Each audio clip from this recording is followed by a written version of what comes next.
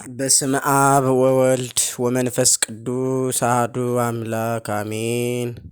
ሰላም ውድ የተከበራችሁና የተወደዳችሁ የዩቲዩብ ቻናል ተከታታዮች እንደምን አላችሁ? እንዴት ሰነበታችሁ? በያላችሁበት ሰላም እግዚአብሔር ከእናንተ ጋር ይሁን። ዛሬ ደግሞ ይዤላችሁ የመጣሁ አቡነ ገብረ እንድርያስ የሚባል አንድ ቅዱስ አባት ታሪክ ነው ይዤላችሁ የመጣሁ። ቤተሰቦቼ ይህንን ቪዲዮ ስትጀምሩ ላይክ፣ ሰብስክራይብ፣ ሼር በማድረግ ጀምሩት። የሚጠቅም ነገር እንደምታገኙበት ተስፋ አደርጋለሁ። ሰላም ለሁላችሁ ይሁን። ቀጥታ ወደ ንባቡ። አቡነ ገብረ እንድርያስ ዘወለቃ የትውልድ ሀገራቸው ወሎ ቦረና ጋስጫ ነው። አባታቸው ተንሥአ ክርስቶስ እናታቸው አርሴማ ይባላሉ። ሁለቱም ደጋግ ቅዱሳን ናቸው። እድሜያቸው ለትምህርት ሲደርስ ለመምህር ሰጧቸው። መምህሩም ጸጋ እግዚአብሔር እንዳደረባቸው አውቀው ብዙዎችን የምታድን ጻድቅ ትሆናለህ ብለው ትንቢት ነግረዋቸዋል። የመጻሕፍትንም ትርጓሜ በሚገባ ካስተማሯቸው በኋላ ንፍታሌም ይባል የነበረውን ስማቸውን ለውጠው ገብረ እንድርያስ አሏቸው። ጻድቁ በአቡነ ዮሐንስ ከማ ገዳም ለረጅም ጊዜ በታላቅ ተጋድሎ አገልግለዋል። አባታችን ሙታንን በማስነሳትና ድውያንን በመፈወስ ብዙ ተአምራትን ሲያደርጉ ኖረዋል።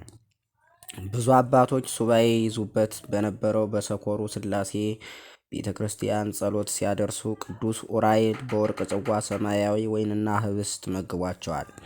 እመቤታችንም 3 ጽዋ ማየ ሕይወት ሰጥታቸው ህሙማንን ፈውሰውበታል። በስማቸው የፈለቀው ጠበል እጅግ አስገራሚ ነው። ጠበሉ ውስጥ እንጨት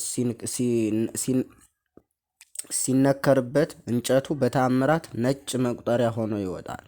ይህም እስከ ዛሬ ድረስ በግልጽ ይታያል። ጠበሉ ውስጥ ማታ የነከሩትን እንጨት ጠዋት ላይ መቁጠሪያ ሆኖ ያገኙታል። እጅግ አስገራሚ ነው በእውነት። መቁጠሪያውም ለእንቅርትና ለልዩ ልዩ ህመሞች መድኃኒት ነው። ነገር ግን ጠበሉ ያለበት አካባቢው በመርዛማና አደገኛ እባቦች የተሞላ ነው። ሆኖም ግን እባቦቹ የጻድቁ ግዝት ስላለባቸው በገዳሙ ክልል ማንንም አይነኩም። ጠበሉ የሚገኘው ከገዳሙ የ1 ሰዓት ተኩል መንደር ርቀት ላይ ነው። ደቡብ ወሎ ወግዲ ወረዳ የሚገኘው አቡነ ገብረ እንድርያስ ገዳም ከአባ ጽጌ ድንግል ገዳም በእግር የ4 ሰዓት መንገድ ያስኬዳል። የማንዳባው አቡነ ያሳዬ የተባሉት ጻድቅ የመድኃኔ ዓለምን ታቦት ይዘው ወደ ደሴቲቱ የገቡት ትልቁን ድንጋይ እንደ ጀልባ ተጠቅመው በድንጋዩ ላይ ተቀምጠው የጣናን ሐይቅ እየቀሰፉ ነበር። እንደዚሁ ሁሉ ጻድቁ አቡነ ገብረ እንድርያስም አርብ ወደ ኢየሩሳሌም ይመላለሱ የነበረው በትልቅ ድንጋይ ላይ እንደ ደመና ተጭነው ነበር። ያ እንደ ደመና ያገለግላቸው የነበረው ትልቅ ድንጋይ ዛሬም ድረስ በገዳማቸው ውስጥ በክብር ተቀምጦ ይገኛል። የጻድቁ የአቡነ ገብረ እንድርያስ ጸሎትና ምልጃ ረድኤትና በረከት ከሁላችን ጋር ይሁን። ውድ የቻናሌ ቤተሰቦች ከአቡነ ገብረ እንድርያስ ጥሩ ነገር እንደተማራችሁ ተስፋ አደርጋለሁ። አንደኛ እነዚህ ቅዱሳን አባቶቻችን ይህንን ዓለም የሚነቁበት ትልቁ ምክንያታቸው ምንድን ነው የሚለውን ግንዛቤ ትወስዱበታላችሁ። የዓለም እንደማይረባ እንደማይጠቅም ጠንቅቀው ያውቃሉ። ሁለተኛ ደግሞ እንግዲህ ለዛ ምክንያታቸው ትዳር መርተው ልጅ ወልደው አርሰው ጠግተው ኑሩ ሲሏቸው አይፈልጉትም። ሌላኛው ደግሞ እግዚአብሔር እነሱን መርጧቸው ብሉያት ከአዲሳት ብዙ እውቀት ተገልጾላቸው ተመራምረው መጥቀው እውቀታቸውን ይዘው ይኖራሉ። እውቀት ዝም ብሎ ለነሱ እንደ ብርሃን ቦገግ ይልላቸዋል። ይህም አንድ የሚያስተምረን ነው።